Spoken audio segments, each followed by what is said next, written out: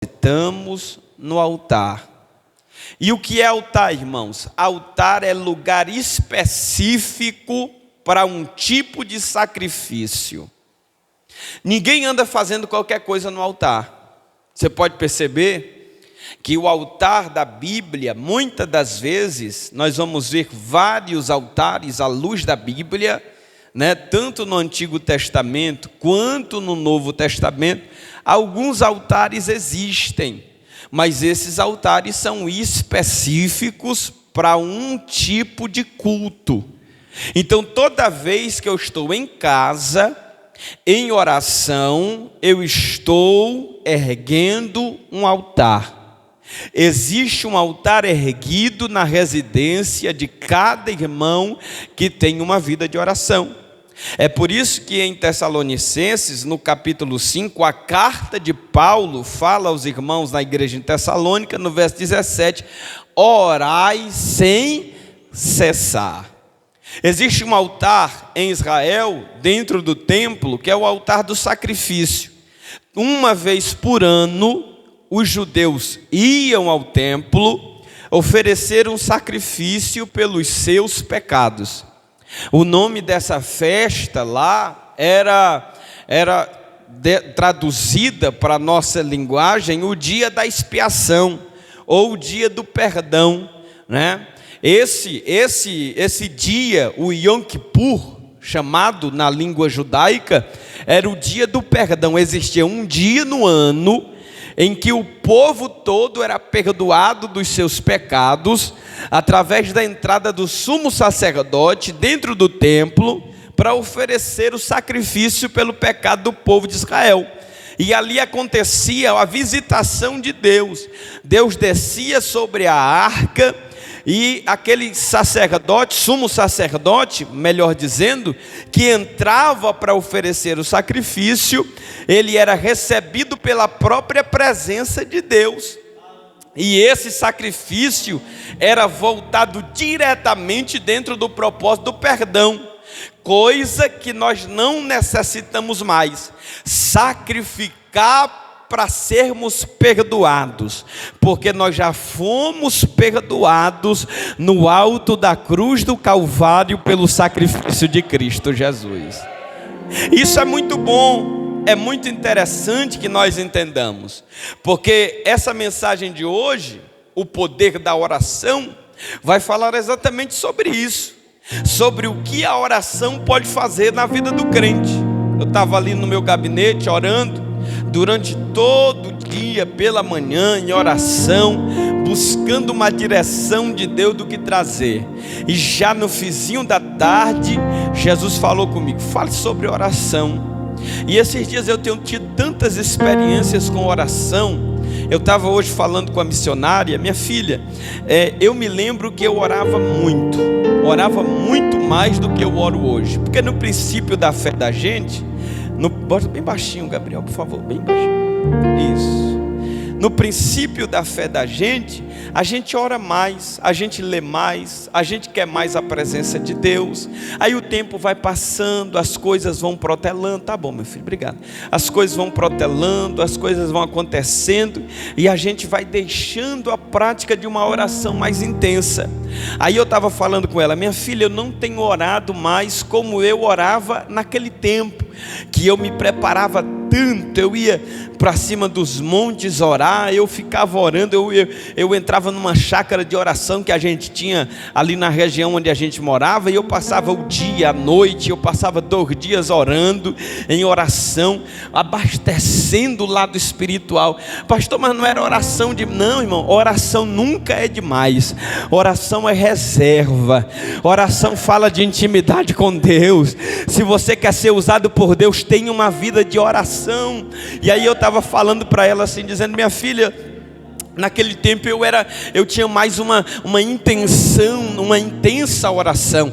Eu tinha uma vida de oração mais intensa, era mais abrupta. De repente eu sumia para um lugar de oração, passava o dia 24 horas, passava 2 dias orando. E a oração era uma oração mais intensa, uma oração mais incessante. E aí, lendo esse texto de Paulo e eu comentando com ela, eu disse: minha filha, mas esses dias eu tenho vivido algo profundo. Aí eu até comentei com ela, disse: minha filha, tu lembra quando a gente casou? A gente casou, irmão, e a gente tinha uma vida de oração muito ativa, aquele culto doméstico, né? E tinha noite, né? Tinha noite que a oração tomava conta do ambiente. Teve noite dela me conduzir para o quarto, porque eu não conseguia sair da sala, só rodeando a mesa, falando em línguas, tomado pela presença de Deus, alegre. Eu chorava e falava em língua e ficava rodando aquela mesa, porque a gente sempre orava na mesa, e eu rodando aquela mesa, renovado no Espírito Santo, conduzido por ela. E eu dizia: tu lembra daquelas orações? Ela disse: lembro. Pois é, eu estou vivendo isso de novo. Eu estou dobrando o meu joelho, não estou vendo mais 1 hora passar, não estou vendo mais 1h30 passar. Tem tempo, irmão, na vida da gente, que 20 minutos de oração é uma eternidade, 5 minutos de oração é uma eternidade. Dá aquele negócio, a gente fica: meu Deus, que negócio é esse? Mas isso é porque você ainda não protelou, você ainda não passou. O que é isso, pastor? Você tem que falar para você mesmo: hoje eu vou orar 1 hora, e daqui a pouco passa 20 minutos, passa 40 minutos, daqui a pouco chega 50 minutos, você está orando 1h30. Se você fizer isso uma vez, você vai ver que a tua vida de oração vai ser transformada, e a tua intimidade com Deus vai aumentar para a glória dele. Aleluia. E eu falei: minha filha, eu estou vivendo esse momento de novo. Ela disse: como? Eu não estou mais precisando entrar nessa loucura. Tem uma loucura que a gente entra, e a gente diz assim: hoje eu vou fazer uma loucura. Mas não é isso que Deus quer da gente, não, irmãos. Deus quer que a gente tenha continuidade. É por isso que Paulo disse aos irmãos: orai sem cessar. Todo dia você tem que ter uma rotina de oração. E para os obreiros o negócio aperta ainda mais. Existe um pensador aí que ele disse: o obreiro que não ora pelo menos 2 horas por dia, seja ele auxiliar, diácono, presbítero, evangelista ou pastor, que ele não ora pelo menos 2 horas por dia, ele está indigno de ocupar a posição que ele ocupa. Ele não pode ocupar a posição que ele ocupa. Se para os irmãos o orar sem cessar de Paulo já era terrível, imagina você para os obreiros. Para os obreiros o negócio aperta mais. Você tem que ter diariamente pelo menos 2 horas de oração ininterruptas, falando com Jesus. Pastor, mas eu não tenho tempo, eu trabalho o dia todo, e a principal desculpa dos crentes do século 21 é: eu não tenho tempo de orar. Mentira tua. Tu tem tempo de mexer no Facebook, tu tem tempo de mexer no Instagram, tu tem tempo de mexer na rede social, tu tem tempo de assistir uma mensagem no YouTube, e tu não tem tempo de gastar 1 hora de oração na presença do teu Deus. Para com essa desculpa boba. A partir de hoje começa a ter uma vida de oração com Deus, que Ele vai mudar a tua vida. Quem crê nisso, diga glória ao nome de Jesus. Então a oração, irmãos, ela move a mão de Deus em nosso favor. A oração move a mão de Deus.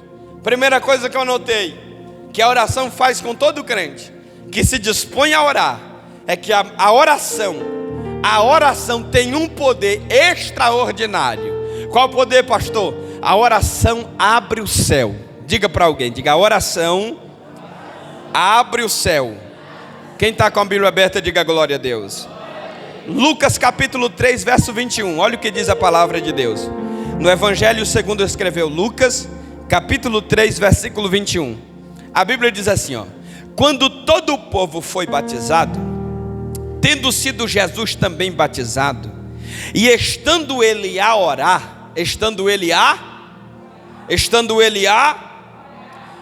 o que aconteceu, irmãos?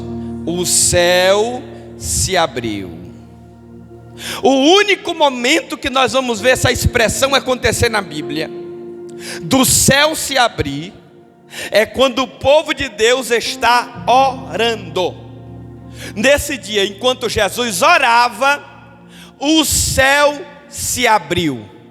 E ouviu-se a voz. Que voz? A voz que dizia, na expressão bíblica, confirmando o chamado de Cristo: mas o meu Jesus, enquanto ele orava, e eu quero que você creia nessa palavra, enquanto Jesus orava, o céu era aberto sobre as cabeças daqueles irmãos que estavam na igreja de João Batista.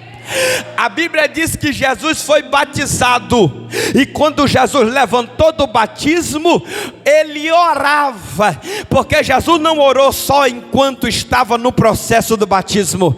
Jesus é crente que ora antes do batismo, depois do batismo ele continua orando, porque enquanto você ora, o céu se abre sobre a tua vida. Quer ter uma vida segura com Deus? Tenha uma vida de oração. Quer ver providência do céu de Deus na tua vida? Tenha uma vida de oração, irmão. Se você quer ver Deus agir na tua vida, ore a Ele, ore e peça para Ele. Esses dias eu estava conversando com um companheiro pastor, e ele estava dizendo: pastor Caio, a oração é impressionante. Eu digo: de fato. Ele disse: eu estava aqui preocupado, entrei para o meu quarto, fui orar, e eu disse: e aí? Ele disse: enquanto eu estava orando, Deus disse para mim: faça assim, assim e assim. E quando eu cheguei lá e contei para os irmãos do jeito que eu tinha que fazer, os irmãos disseram: desse jeito não vai dar certo. Aí eu disse: não, eu não vou ouvir vocês, eu vou ouvir o Deus que falou comigo lá no meu quarto. Ele disse que vai dar certo. Irmão, quer calar a boca dos teus inimigos quando eles disserem que os teus projetos não vão dar certo? Só não vão dar certo se partirem da tua cabeça, mas se partirem do céu aberto através da oração, todo projeto vai dar certo. Quem crê nisso, diga alguma coisa para ele.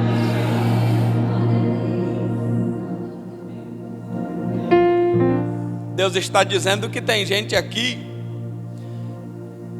que está até com um projeto, mas está dizendo assim: eu não sei se é de Deus. Ora, porque enquanto você estiver orando, se o projeto for de Deus, tu vai sentir o céu se abrindo sobre a tua cabeça.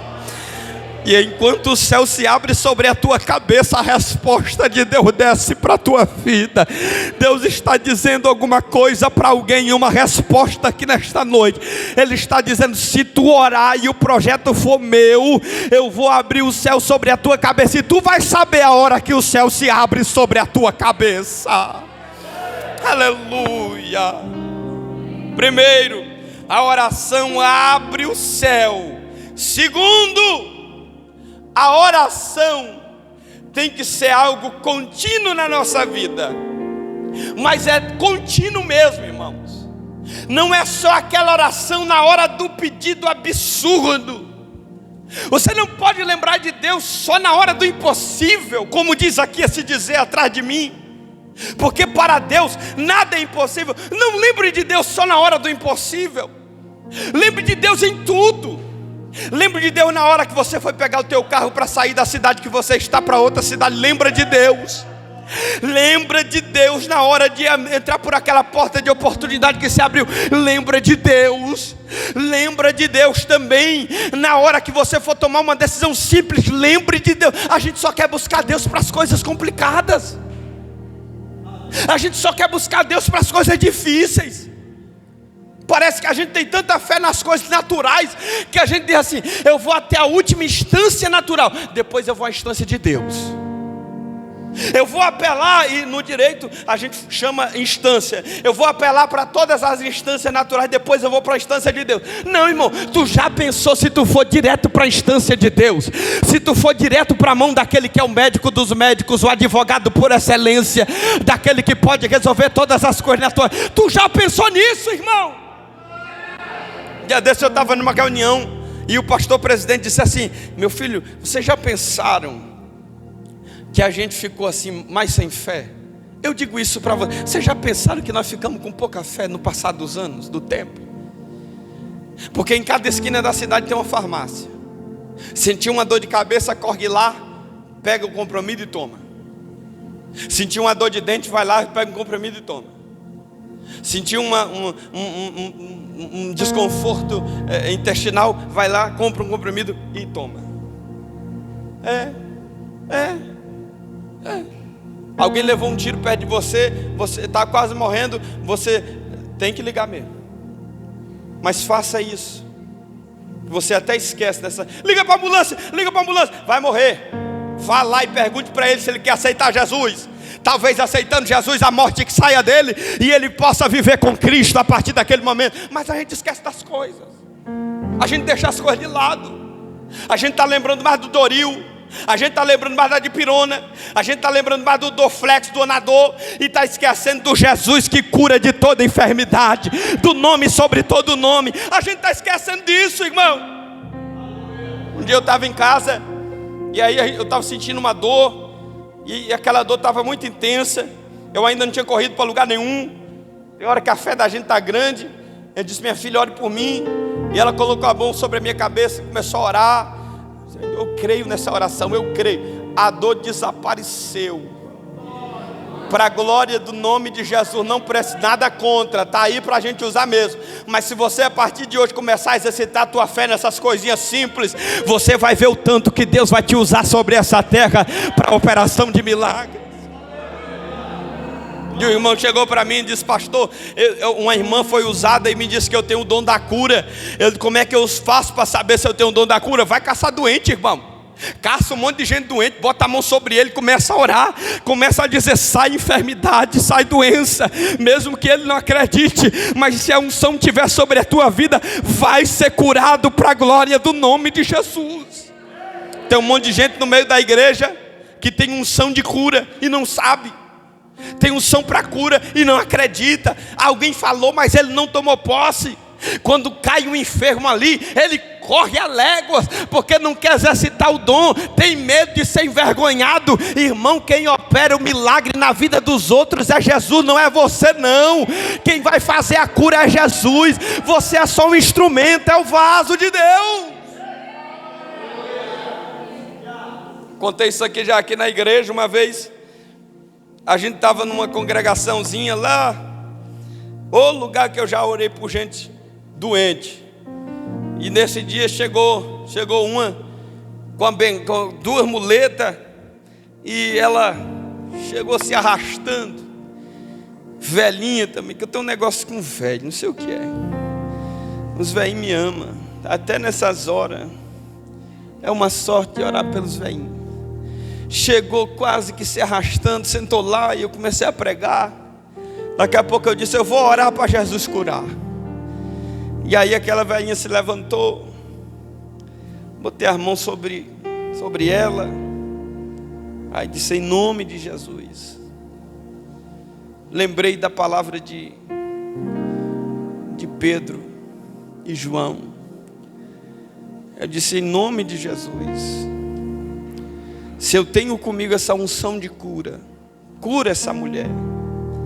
E a mulher se levantou, e a mulher saía correndo no meio assim, do espaço da igreja, corria de um lado para o outro. Eu dizia: anda, só sabia dizer anda, e ela andando, e aí de repente aquela mulher parava do nada e começava a fazer assim com as pernas, e balançando as pernas, e balançando. Ela não estava acreditando que tinha sido curada, e a igreja dando glória, e o povo falando em mistério, e Jesus confirmando a cura na vida da irmã. E a irmã dizia: oh meu Deus, pastorzinho, pelo amor de Deus, eu estou andando, porque lá eu tinha o apelido de pastorzinho, não sei, um cabo desse tamanho, 1,83, o apelido de pastorzinho. Pastorzinho, eu estou andando, cadê a dor? Não tem mais não. Eu disse: foi Jesus que te curou. Então exercita, irmão. Se Deus já te deu o dom da cura, exercita o que Deus te deu. Você tem essa graça sobre a tua vida, para a glória do nome de Jesus. Segundo, ore, irmãos, antes de fazer tudo na tua vida. Eu pontuei aqui, ore antes das tuas escolhas. Tu está fazendo tanta coisa porque você quer, por causa da tua própria opinião. Ora antes das tuas escolhas. Para de ficar tomando decisão aleatória. Daqui a pouco dá tudo errado e você pergunta: por que, Senhor? Por quê? E a primeira coisa que a gente faz quando a gente toma uma decisão sem consultar a Deus é questionar para Ele. Porque a gente diz: não, eu sou filho dele, sirvo a ele, estou na igreja congregando, sou fiel a ele. Por que está acontecendo essas coisas ruins na minha vida? Porque você não apresentou para ele as pequenas escolhas também, as pequenas coisas da tua vida, as pequenas decisões. Aprendendo com irmãos, Jesus é o maior espelho que nós temos. O próprio Paulo diz: sede, pois, meus imitadores. Aí eu pensei, Paulo está se achando grandão, mas ele termina a frase dizendo: como eu sou de Cristo. Porque enquanto Paulo dizia: eu imito a Cristo, vocês me imitam, estão imitando a Cristo também. É assim que nós devemos seguir a imagem de Cristo. Agora olhe para cá, Lucas 6,12. Olha o que está escrito: tome as suas decisões sempre depois de uma boa oração. Nunca toma as tuas decisões sem orar. Vou construir lá em casa, ore. Vou abrir uma empresa, ore. Vou tomar conta dessa empresa, ore. Vou sair pela manhã para procurar trabalho, ora. Irmão, eu nunca vi orar e Deus não abrir a porta. Eu nunca vi orar e as coisas não darem certo. Eu nunca vi. Pastor, um dia eu orei e não deu certo o negócio. Não, é porque não estava no propósito de Deus. Dê glória a Deus que não deu certo. Porque se você tivesse ido e dado certo, é porque você tinha feito as coisas fora do propósito. Mas se orou, Deus disse: eu vou tomar de conta agora, e tudo que tiver na minha vontade vai acontecer na tua vida. Lucas 6,12, olha o que diz: naqueles dias retirou-se para o monte a fim de... e passou a noite toda em oração a Deus. Agora, olha o que ele ia fazer depois de orar. Jesus, antes de escolher qualquer coisa, porque tem gente que me questiona. Chega o fim do ano, aí tem um monte de gente que vem para o pastor: pastor, eu não era para estar ali não. Não, pastor, esse cargo aí não é para mim não. Pastor, esse negócio aí, não vou dar certo. Não. Só me botou. Antes de fazer a escolha da mesa diretiva da congregação, eu vou para a oração. E depois que eu saio da oração, aí eu vou escrever o que Jesus falou. Então o nome do vice vem da oração.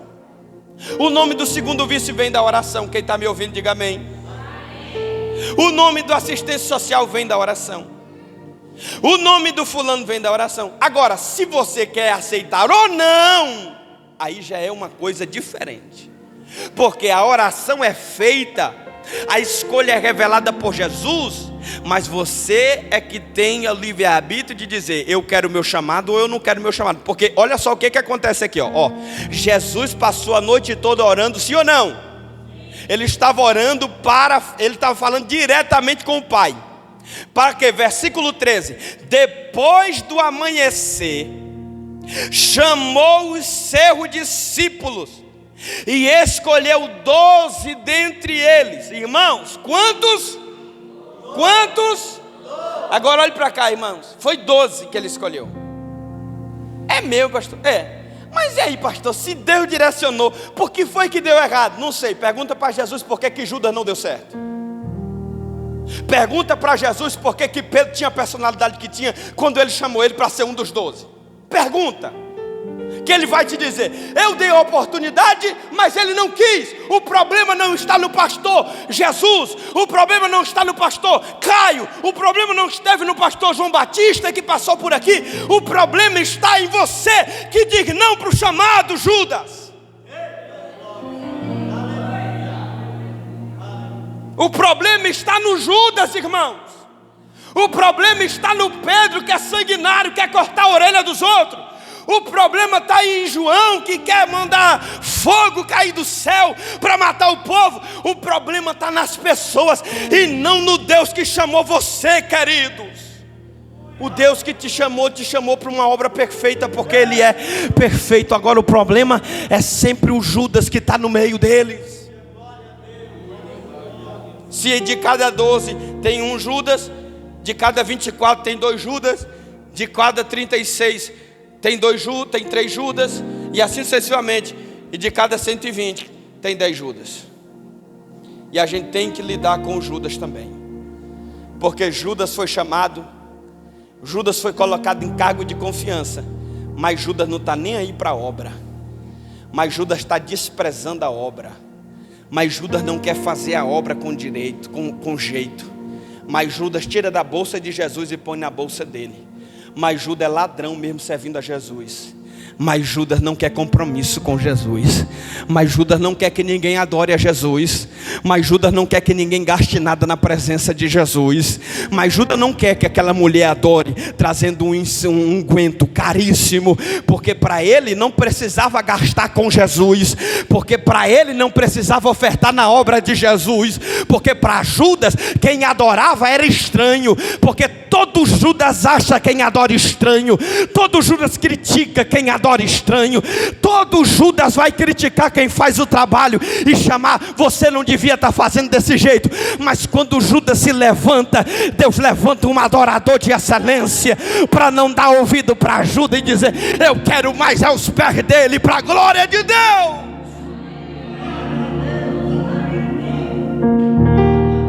Eu orei antes de pregar essa mensagem aqui, e nada do que eu estou dizendo aqui agora não está aqui anotado.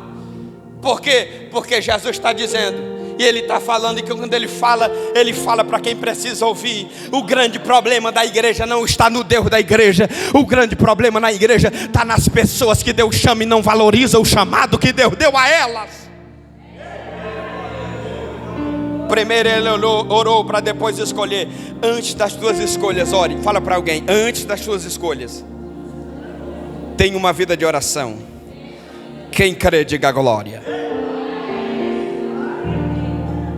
3. Terceiro ponto, para quem quer experimentar o poder da oração. Todo mundo que ora tem humildade. Todo mundo que ora tem humildade. Não confunda humildade com miséria, porque não é porque a pessoa anda rasgada que ela é humilde. Não é porque a pessoa anda de precata havaiana que ela é humilde. É o novo em precata. Não é porque a pessoa anda a pé que ela é humilde. Tem muita gente andando a pé que não tem humildade de nada. Tem muita gente andando rasgado que não tem um pingo de humildade. Porque quer ter humildade de verdade, tem uma vida de... Os homens mais humildes que eu já conheci até hoje são homens de oração. No dia que a gente deixa de orar, a carne vence o espírito. E quando a carne vence o espírito, a gente se acha mais do que os outros. A gente pensa que a gente é mais do que os outros. A gente chega até a dizer, se eu tivesse ali pregando, a minha mensagem seria melhor que a dele. Se eu tivesse ali cantando, a minha mensagem, o meu louvor seria melhor que o dela.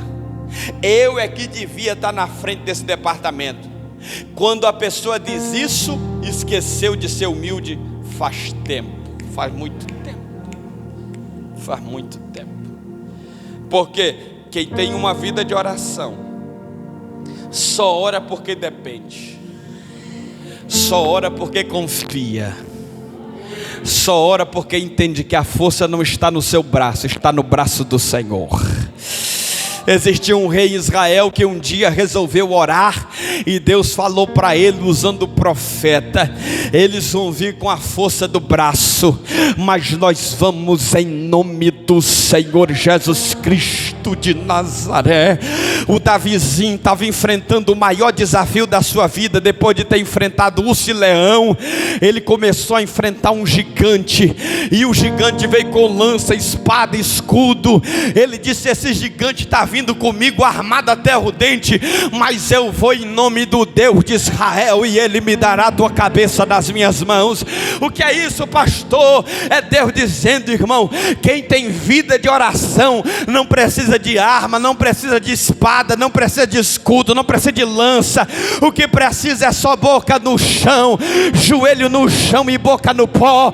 E Deus vai te usar nessa terra com humildade na obra dele. Aleluia. A oração te torna humilde.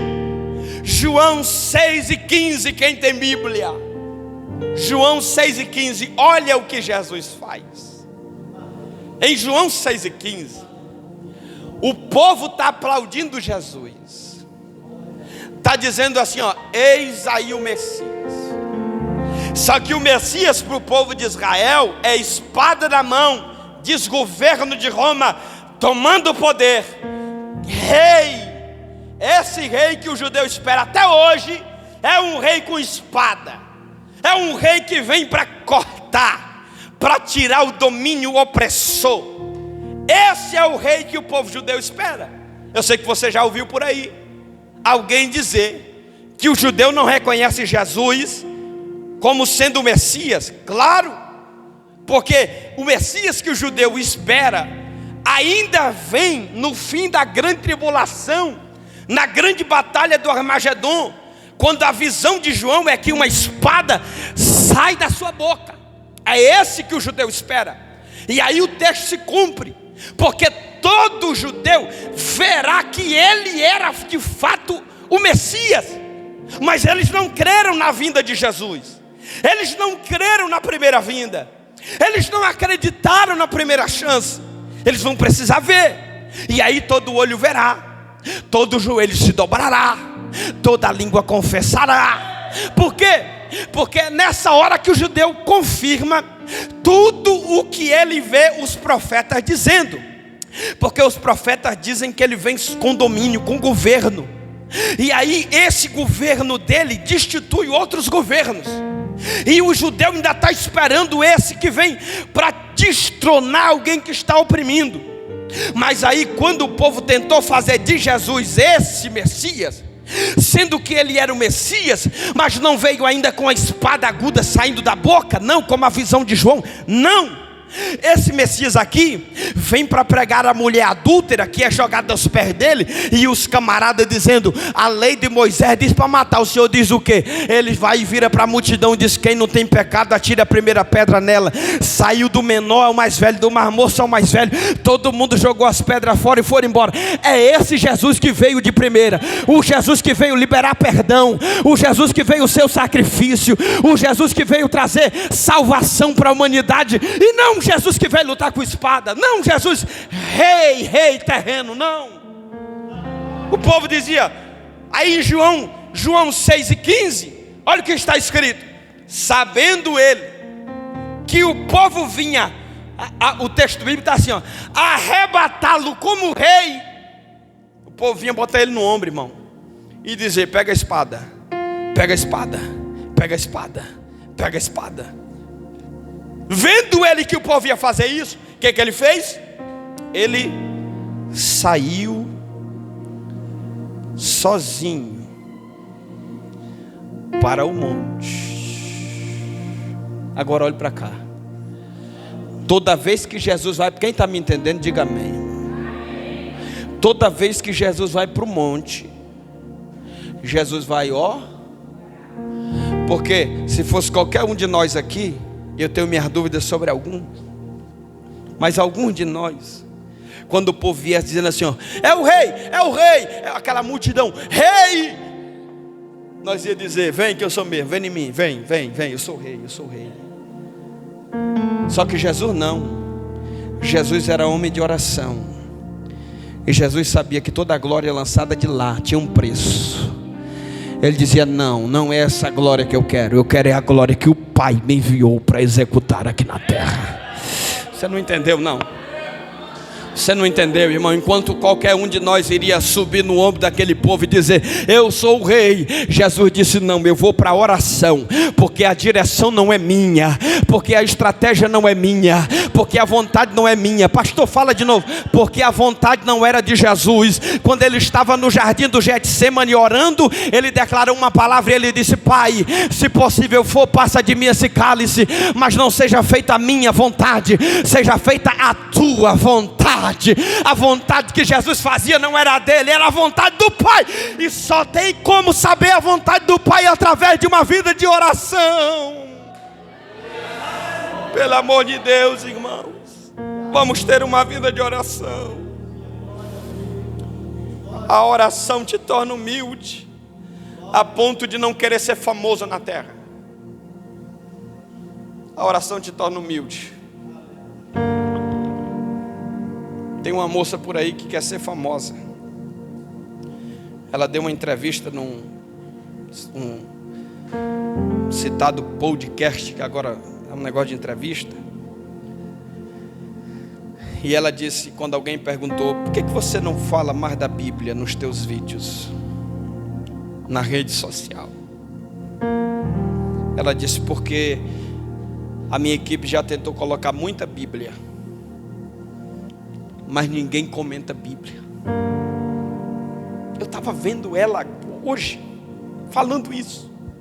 Fiquei triste, porque ela ficou coach. Ela não prega uma Bíblia assim. Ela olha para um copo desse e diz: está vendo esse copo? E essa é a pregação dela. Se eu botar esse copo aqui, quem é que vai botar ele lá? E essa é a pregação dela. Aonde é que está Jesus nisso? Aonde é que está Jesus nisso? Pelo amor de Deus. Isso arranca ecos das pessoas. Isso arranca ecos, mas não vai arrancar nunca a adoração. Porque a única forma de adorar a Deus é através da pregação da palavra dEle. E essa moça disse: Bíblia não traz visualização, Bíblia não traz comentário, nem os haters. Ela disse: nem os haters. Haters são os inimigos da internet, as pessoas que criticam. Aí eu fiquei observando aquela fala, fiquei olhando ela dizer que nem os haters comentam. Olha para cá. Sabe por que nem os haters comentam? Porque eu duvido ter algum endemoniado no mundo, eu duvido que venha bater de frente com essa verdade. Quando essa moça disse isso, eu fiquei analisando, obreiros que me ouvem. Eu fiquei analisando e dizendo: nós nunca devemos sair da palavra. Eu não sou conhecido, queridos, mas se eu tiver que ser conhecido por causa de mensagem coach, eu não vou ser conhecido, porque eu só sei pregar a palavra de Deus. E sabe o que é lindo de pregar a palavra de Deus? Sabe o que é lindo de pregar a palavra? É que toda vez que você prega a palavra, o diabo não consegue debater com a palavra. Não consegue. Quando ele enfrentou Jesus lá no deserto, ele dizia assim: ó, está escrito. Jesus dizia: tá mesmo, está escrito mesmo. Mas também está escrito. Ele dizia assim: ó, está escrito. Aí Jesus: tá, eu sei que tá. Aí Jesus vinha e dizia: mas também está escrito. Porque o que Jesus estava mostrando? Se tu conhece Bíblia, eu conheço mais ainda. Eu sou o verbo que verbalizou a Bíblia inteira. E aí o que acontece? Nem ele dizia assim: ó, é mentira esse negócio. Porque não, você não vê ele dizendo que é mentira, porque tudo que ele diz é: está escrito. E Jesus disse: mas também está escrito. Porque o diabo, irmão, às vezes quer usar até a própria palavra para enganar a tua mente. Mas Jesus está dizendo: quando for a palavra de verdade, o diabo não me engana. Crente que anda na oração. Aleluia. Último ponto, e eu encerro. A oração te torna humilde. Vira para alguém de: quer ser humilde? Ore. Quer ser humilde? Ore. Quer ter humildade? Ore. Fica andando em cima do salto. Ore. E Jesus vai te tornar alguém humilde. Depois, para encerrar, quem vive uma vida de oração não consegue nutrir inimigos. Vou falar de novo. Quem vive uma vida de oração não consegue nutrir inimigos. Evangelho segundo escreveu Lucas. Volte para Lucas de novo, capítulo 23. Jesus foi julgado, condenado, sentenciado. Ele estava no caminho do Gólgota, carregando na via crúcia o patíbulo da cruz, a coroa de espinho na cabeça. Depois de toda aquela sessão de tortura, Jesus chega no alto da cruz, enquanto de baixo alguém está dizendo: desce daí, rei. Do alto, no versículo de número 34, ele está dizendo: Pai, perdoa-lhes, porque não sabem o que fazem. E o texto continua dizendo, esse parágrafo que tem nesse texto, é porque Jesus deu a sua palavra sobre o acontecido. Se alguém te fala mal de você, a primeira coisa que você faz é ir lá tentar explicar, ou pelo menos enfrentar a pessoa que falou mal de você. Se alguém critica o teu crescimento, você vai lá e diz: por que tu está me criticando? Você já percebeu que você nutre muitos inimigos assim? Deixando de orar, de ter direção de Deus, e começando a agir por conta própria. Não, mas se ela falar de mim, eu vou arrebentar ela. Se ela mexer no que é meu, não vai dar certo. Se ele mexer no que é meu Deus. Esses dias eu recebi um irmão, e o irmão dizia: estão mexendo na minha propriedade. Foi eu que construí o muro. Foi eu que fiz a cerca elétrica. Estão mexendo no que é meu. E aí eu fiquei olhando o irmão dizendo: estão mexendo nas minhas coisas. E eu fui lá enfrentar. Aí vieram me dizer. Eu disse: irmão, é mesmo. É. Saí de lá caladinho. E hoje, quando eu me deparei com esse texto, eu disse: no dia que eu tiver a oportunidade, eu vou dizer para ele: para de nutrir inimigos. Começa a fazer o que Jesus fez. Quando falarem mal de você, você vai dizer: eu te perdoo por aquilo que você está dizendo sobre mim. Quer desarmar teu inimigo? Libera sobre ele uma palavra de bênção. Para de ficar liberando palavra de maldição para quem está te amaldiçoando. Para com isso. Para de ficar nutrindo inimigos. Para com isso. Deus não te chamou para isso. Quando todo mundo estava apontando Jesus, ele dizia: Pai. A oração de Jesus no alto da cruz: ore pelos teus inimigos, irmãos. Porque o que adianta, o que vale orar só pelos amigos que te amam?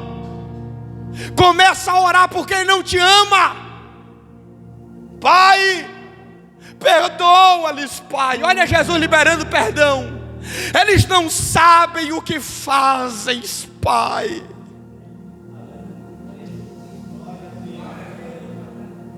Sabe o que eu aprendo com esse texto? Eu aprendo que quem me faz mal é mais fácil eu liberar perdão do que construir inimigos. E a gente libera perdão sobre a vida de quem faz mal pela gente, começando a orar por ele. Eu duvido que na quinta oração você já tenha ódio de quem você está sendo afrontado, de quem você está sendo apedrejado. Começa a orar por ele na madrugada, à noite, antes de dormir. Ora por ele. Pai, perdoa-lhes. E aí ele diz: eles não sabem o que fazem.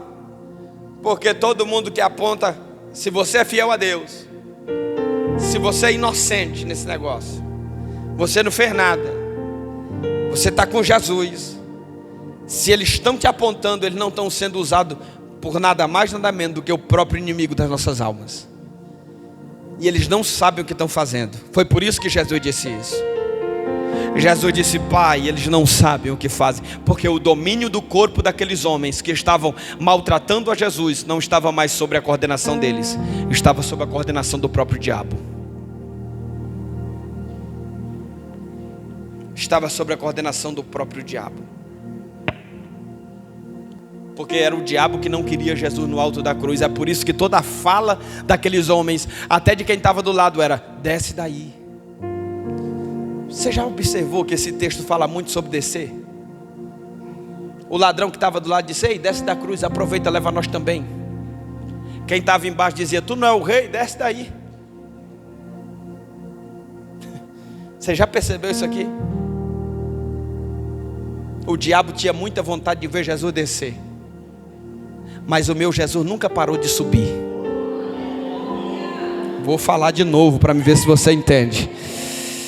O meu Jesus nunca parou de subir. Você nunca vai parar a tua caminhada. O diabo quer te ver no chão, mas Jesus vai te dar força para você vencer essa prova, esse momento difícil. Jesus vai te dar força. Você crê nisso? Fala para ele alguma coisa. Aleluia. Eu quero encerrar, deixa eu orar por você. Se coloque de pé, por favor.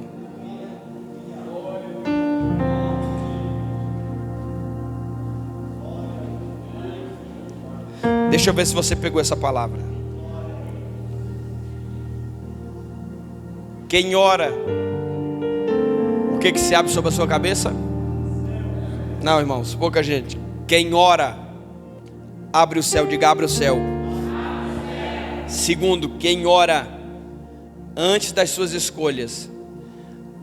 Quem tem uma vida de oração sempre vai orar antes das suas escolhas.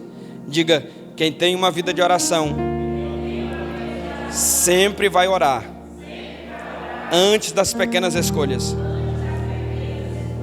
Diga: a oração me torna humilde. E quarto, quem tem uma vida de oração, diga: quem tem uma vida de oração não nutre inimigos, libera perdão.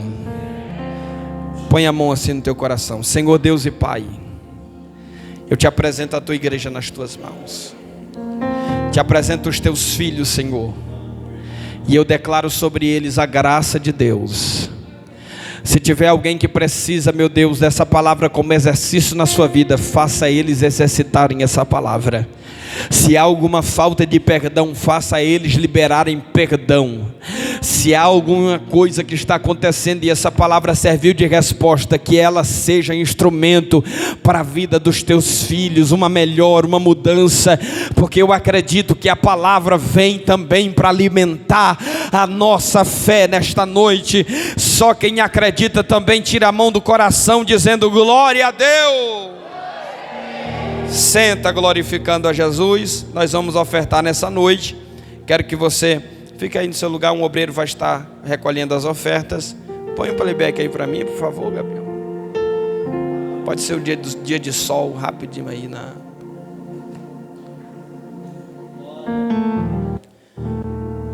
E você oferte com alegria, oferte com gratidão a Deus nessa noite, em nome de Jesus.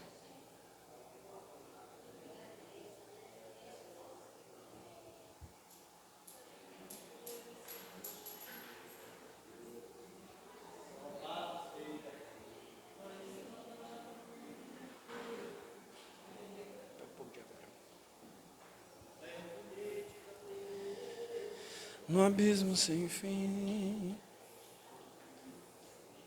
Tal dos anúncios.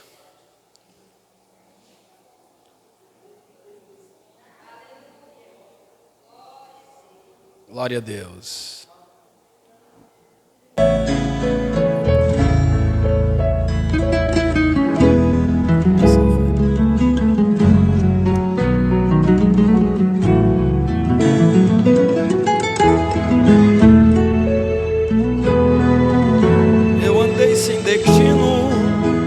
Perdi a razão, na estrada da vida eu fui na contramão, mergulhei de cabeça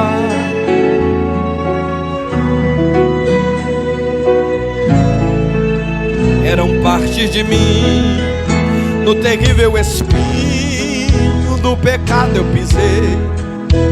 A ponte entre a vida e a morte eu cruzei. Do outro lado eu via os meus pedaços no chão. A minha alma vagava na escuridão.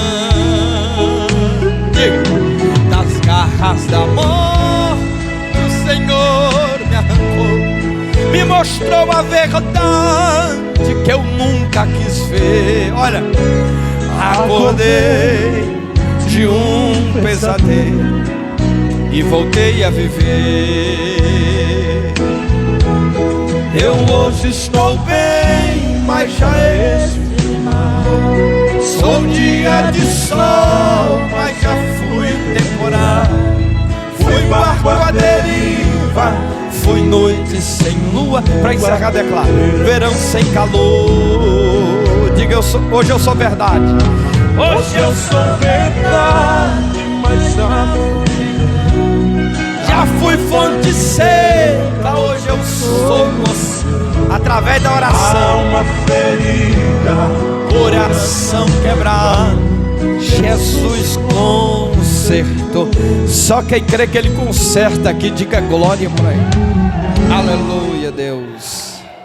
Queridos irmãos, amanhã é sábado, temos consagração com jovens, pela manhã, todos os jovens. Não falte não. Nessa época da minha juventude, na época de vocês, eu estava nas consagrações, não perdia não. Acho que aí aquelas consagrações, Jesus olhou para mim lá, igual um Davizinho, orando na igreja, jovem ainda. Fiz muita besteira na juventude, mas na minha adolescência, pré-adolescência, foi mais tranquilo. Oração demais nas consagrações. Então é bom para o jovem estar nas consagrações. Você pai, você mãe, mande seu filho para a consagração. À noite tem culto também, vamos mandar para o culto. Domingo pela manhã tem escola bíblica e domingo à noite culto na direção do departamento de família. E nós todos vamos estar aqui glorificando, porque domingo é o primeiro dia da semana. E no primeiro dia da semana nós vamos adorar a Deus. Nosso costume, o costume da Assembleia de Deus, dos crentes da Assembleia de Deus, é não perder culto de ensino e culto de domingo. Escola bíblica e culto à noite. A gente não perde, né? E o jovem não perde o sábado. E as irmãs não perdem a quinta. Então nós vamos continuar suprindo essa necessidade do nosso espírito, cultuando a Deus. Porque esse culto aqui só vale até o outro culto. Se você passar um culto na tua igreja sem vir, o outro você vem mais fraco. Vem mais fraco. Não tem jeito. Você não tem nem vontade de vir. A vontade é ficar deitado assistindo televisão. Porque esse culto aqui só tem alimento até o próximo culto. Aí depois no próximo. E assim até Jesus voltar. Amém? Vamos encerrar, se colocar de pé. Encerrar o culto nessa noite. Quero convidar aqui o diácono Antônio José para estar orando, encerrando o trabalho nessa noite. E vamos estar impetrando as bênçãos. Glória a Deus. Irmãos, olha, eu ainda tenho o bloquinho do festival de pizza, tá? É só R$6.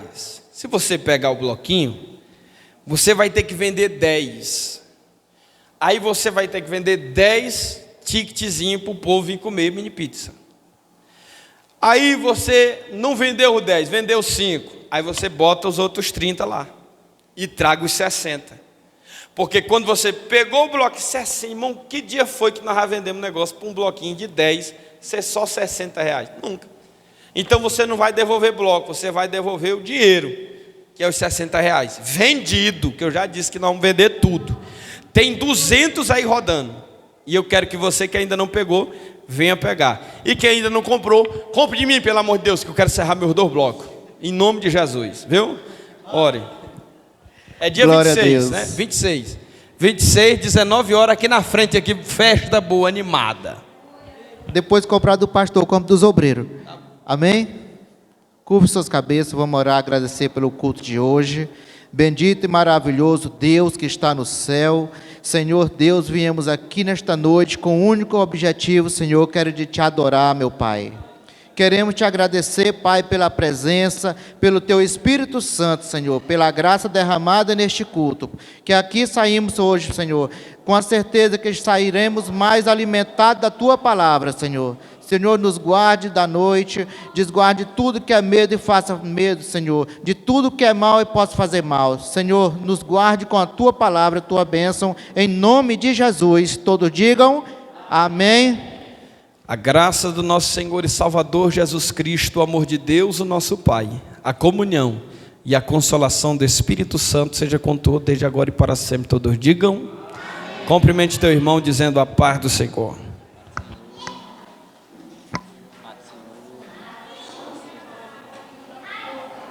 Tem um blocozinho lá em casa para tu se trazer, moço, para vender. Já vendeu tudo? Já comprou muito, me comprou. Eu não vendi nenhum ainda.